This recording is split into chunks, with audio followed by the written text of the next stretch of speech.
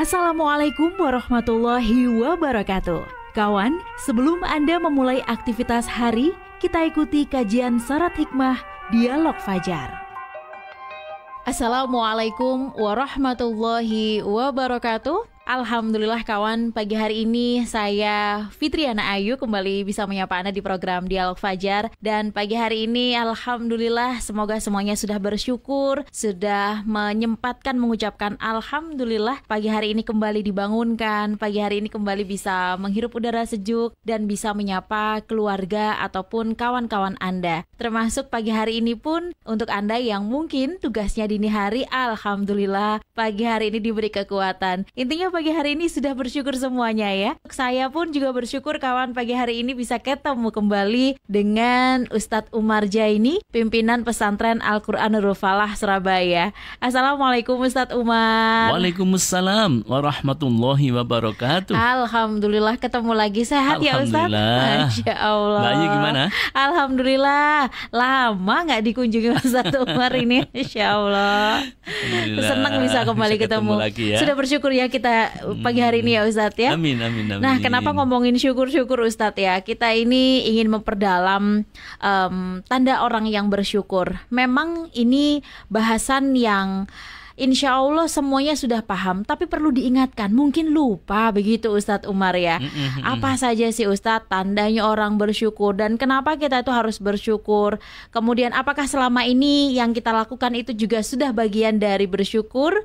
Selengkapnya bersama Ustadz Umar Jaini. Silakan Ustadz. Makasih. Assalamualaikum warahmatullahi wabarakatuh. Waalaikumsalam warahmatullahi wabarakatuh. Alhamdulillah. Asyhadu an la ilaha illallah wa asyhadu anna Muhammadan abduhu wa rasuluh. Allahumma salli wa sallim ala habibika Sayyidina Muhammad wa ala alihi wa sahbihi ajma'in, amma ba'du. Ya kawan, pendengar radio Suara Surabaya, program Dialog Fajar yang dimuliakan Allah. Masya Allah, amin. Sungguh kita sangat senang sekali pagi hari ini, kata Mbak Ayu tadi, bisa menghirup udara segar. Masya Allah. Nah, ini adalah merupakan nikmat yang luar biasa. Betul. Setelah semalam ruh kita melayang-layang kemana kita tidak tahu, lalu atas izin Allah, atas kuasa Allah, ruh kita dikembalikan lagi sehingga kita bisa bangun. Dan bangun itu sesungguhnya juga nikmat dari Allah Subhanahu wa Ta'ala. Masya Allah. Kemudian kita setelah bangun, kita melaksanakan sholat. Ada yang sholat sunnah tadi, kemudian ditambah sholat subuh, kemudian baca-baca sebentar, baca-baca kalimah-kalimah thayyibah. Dan pagi ini kita bisa mengikuti program Dialog Fajar ini. Ini nikmat yang luar biasa. Mudah-mudahan dengan kita mendengarkan atau berdiskusi pagi hari ini, nanti ke depan hati kita menjadi tenang. Amin, amin. Menjadi lebih tentram. Masya Allah, nikmat, sampai nanti ketemu malam lagi, tidur lagi, baca-baca doa, pagi begitu juga. Nah, itulah nikmat yang luar biasa. Masya Allah. Nah, kawan, bahwa tema tadi sangat menarik, yaitu tanda orang yang bersyukur. Bukan berarti kita tidak tahu tentang syukur, cuman seperti Mbak Ayu bilang tadi, kayaknya kita ini perlu untuk terus-menerus saling ingat mengingatkan pentingnya bersyukur. Karena apa? Karena ternyata tidak banyak orang yang bisa bersyukur. Maka kita bersyukur karena kita bisa bersyukur. Nah, itu Mbak Ayu. Jadi nggak gampang bersyukur itu. Maka kita bersyukur karena bisa bersyukur. Sekali lagi, kenapa ini perlu kita bahas, kita saling ingatkan? Karena memang di tengah-tengah kehidupan kita sekarang ini yang serba hedonisme, yang persaingan sangat ketat di berbagai lini kehidupan. Begitu Mbak Ayu ya. Sekarang ini kan persaingan di berbagai lini kehidupan ini sangat ketat sekali. Untuk mencari pekerjaan tidak mudah. Setelah dapat pekerjaan juga ada persaingan yang sangat ketat. Begitu juga untuk mendapatkan tempat tinggal sedemikian rupa sekarang tidak mudah. Karena apa? Karena banyaknya tumbuh manusia. Ya, manusianya tambah, sementara daya dukungnya, sumber daya alamnya, tanahnya tetap, kemudian variasi-varian pekerjaan tidak sesuai atau belum seiring dengan pertumbuhan penduduknya. Nah, sehingga apa yang terjadi? Yang terjadi adalah persaingan yang sangat berat itu. Nah, kalau tidak bisa mengelola jiwa kita, maka banyak orang yang tidak siap ketika untuk harus berkompetisi. Jadi sekarang ini sekali lagi, untuk mendapatkan sesuatu tidak mudah. Perjuangannya harus berat. Karena orangnya semakin banyak tadi itu kan. Sementara yang direbutkan itu jumlahnya tidak banyak. Belum lagi perkembangan ekonomi makro yang kurang kondusif. Katanya begitu ya sekarang ini Mbak Yu ya. Masih fluktuatif ya. Saya baca di beberapa media yang saya kira ini saintifik ya, sangat beralasan, sangat didasari dengan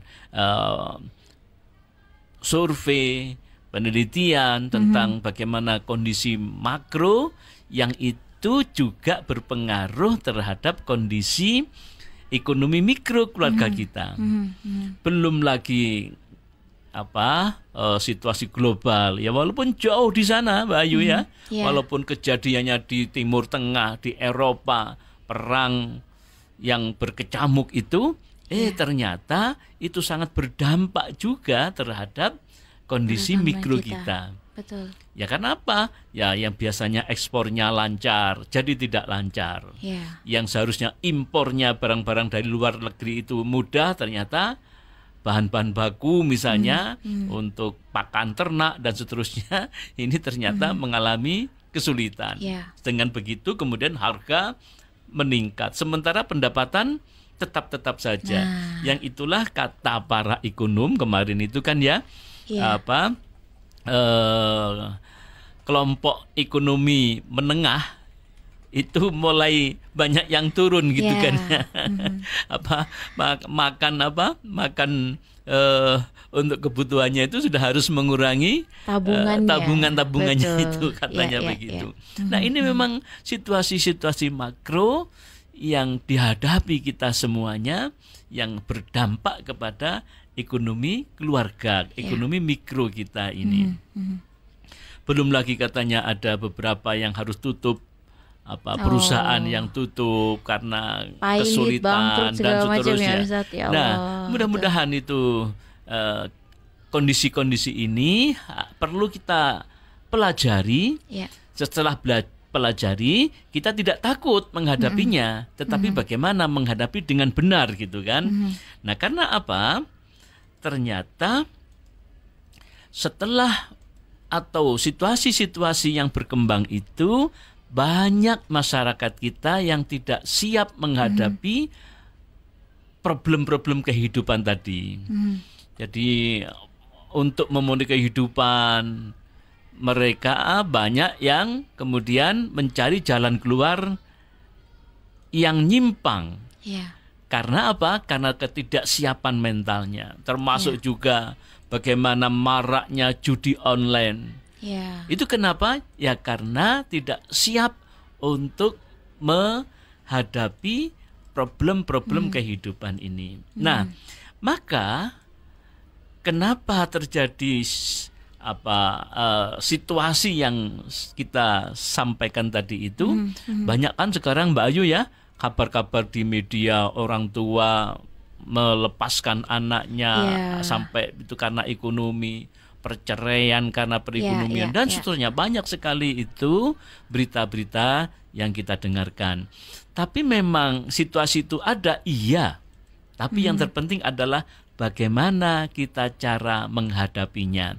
Nah, maka konsep syukur inilah yang harus kita tanamkan sangat dalam di hati kita, karena dengan konsep syukur, walaupun syukur ini sudah kita dengarkan mungkin sebelum kita lahir ya, bukan mungkin, jelas lah sebelum kita lahir konsep syukur ini sudah dikenalkan oleh agama kita ini. Tetapi masih banyak di antara kita itu yang belum bisa menggunakan bagaimana konsep syukur ini dalam kehidupan sehari-hari.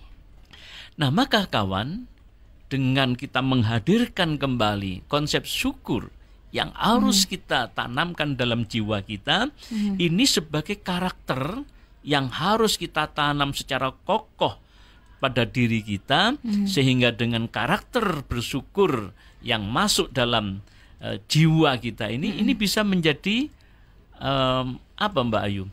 Itu loh, tameng ya. Bisa menjadi tameng ketika kita menghadapi problem-problem kehidupan. Jadi penting sekali konsep syukur itu terus-menerus kita gelorakan, kita ingatkan kepada masyarakat. Karena apa? Ternyata dunia maju pun atau negara-negara maju pun yang disebut dengan negara maju itu, ternyata karena konsep syukurnya itu tidak masuk dalam jiwanya, yang ada adalah bagaimana memburu kehidupan dunia ini, yang tadi saya sebut dengan hedonisme itu, itu ternyata banyak mereka mengalami keresahan mental. Sehingga yang terjadi dengan keresahan mental itu, dia mencari jalan keluar dengan cara-cara yang tidak benar. Nah, maka kawan, negeri kita yang indah ini, negeri kita yang penduduknya memang sedemikian rupa, jumlahnya besar, maka kalau masing-masing individunya itu bisa punya karakter syukur itu, maka insya Allah negeri ini bisa dikelola dengan sebaik-baiknya. Ada rasa aman, rasa tentram, bahagia penduduknya. Karena apa? Karena bersyukur. Tidak pernah sambat berarti ya Ustaz ya. Itulah Mbak Ayu. Karena memang syukur itu kan menerima dengan ikhlas segala sesuatu yang diberikan oleh Allah. Seraya menggunakan sesuai dengan ketentuan yang memberinya. Nah, ini kawan, mari kita renungkan kembali, mari kita cerna lagi, dan mari kita masukkan di hati nurani kita yang paling dalam. Maka sesungguhnya konsep syukur itu adalah menerima dengan ikhlas segala sesuatu yang telah diberikan oleh Allah kepada kita manusia ini, baik itu yang mengenakkan ataupun yang tidak mengenakkan. Kalau yang mengenakkan atau syukur ketika mensyukuri hal-hal yang nikmat, yang menyenangkan, itu mudah. Ya, walaupun nggak mudah juga sesungguhnya ya. Kadang lupa Ustaz. Kadang lupa. Iya. Tapi lebih mudah lah ya. Tapi begitu menerima yang sesuatu dari Allah itu yang tidak menyenangkan, itu lebih sulit untuk bersyukurnya. Nah, maka konsep inilah yang mesti harus kita tanamkan lagi. Syukur itu adalah menerima segala pemberian Allah, baik yang bersifat mengenakkan menyenangkan ataupun yang tidak menyenangkan. Itu kita terima dengan ikhlas bahwa semua itu sesungguhnya datangnya dari Allah Subhanahu wa ta'ala. Lalu setelah bersyukur atas pemberian-pemberian Allah itu, untuk apa? Untuk melakukan sesuatu yang diperintahkan oleh Allah. Jadi menggunakannya syukur itu Tadi Mbak Ayu bilang syukur bisa apa? Bisa menghirup udara segar, syukur bisa mata kita masih terang dan seterusnya.